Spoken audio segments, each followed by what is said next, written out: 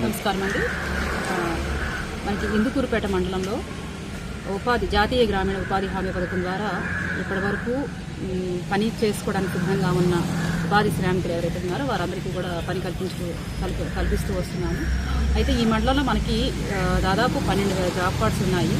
వాటిలో ఏంటంటే ప్రస్తుతం మనకి గవర్నమెంట్ ఆఫ్ ఇండియా నుంచి వచ్చిన ఆదేశాలను అనుసరించి ఏంటంటే జాబ్ కార్డ్ని కూడా ఆధార్కి అనుసంధానం చేసి ఈకేవైసీ పూర్తి చేసుకోవాలని చెప్పి మనకి ఈ నెల 2వ తారీఖు నుంచి మనకి ఇది ఆదేశాలు అందాయి. ఆ ప్రకారంగా ఈ అక్టోబర్ 2వ తారీఖు నుంచి ప్రతి గ్రామంలో ఉన్న ఉపాధి హామీ శ్రామికులు ఎవరైతే ఉన్నారో వాళ్ళందరికీ కూడా ఈకేవైసీ చేయడం అనుసంధానం చేస్తూ ఇప్పటి వరకు దాదాపు ఒక 6,000 మందికి మనం కంప్లీట్ చేయడం జరిగింది.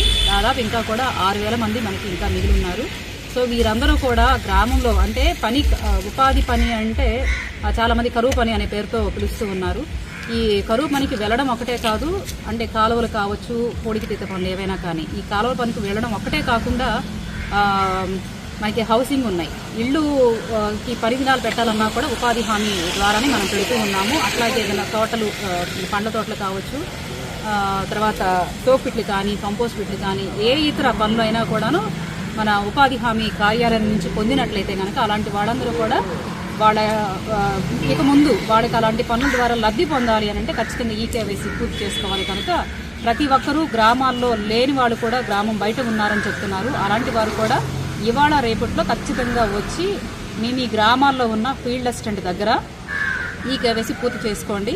ఒకవేళ అక్కడ మీకు అందుబాటులో లేరన్నట్లయితే కనుక మనకి ఇందుకూరుపేట మండలంలో ఉన్న ఉపాధి హామీ కార్యాలయంలో కూడా మన సిబ్బంది ఉంటారు. వారు కూడా మీకు ఈకేవైసీ చేయడానికి అవకాశం ఉంటుంది. కాబట్టి ఎవరెవరు అందుబాటులో లేరో వారందరూ కూడా ఇది తెలుసుకొని ఖచ్చితంగా వచ్చి కంప్లీట్ చేయించుకోండి. అదేవిధంగా